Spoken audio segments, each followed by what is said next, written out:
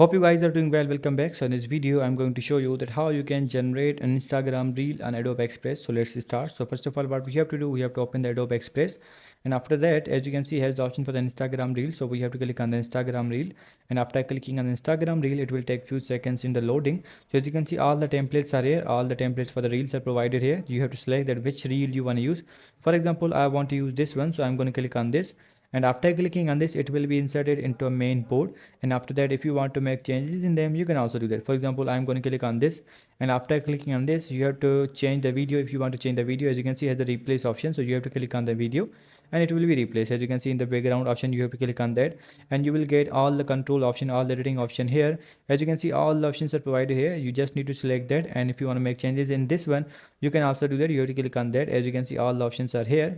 If you want to make changes in these options, you can also do that. So I hope you guys understand this video, that how you can create an Instagram reel on Adobe Express. And after that, you have to click on the download button. As you can see now, simply you have to click on the download, and the downloading process will be started. So I hope you guys understand this video, that how you can create an Instagram reel on Adobe Express. So see you guys in the next video.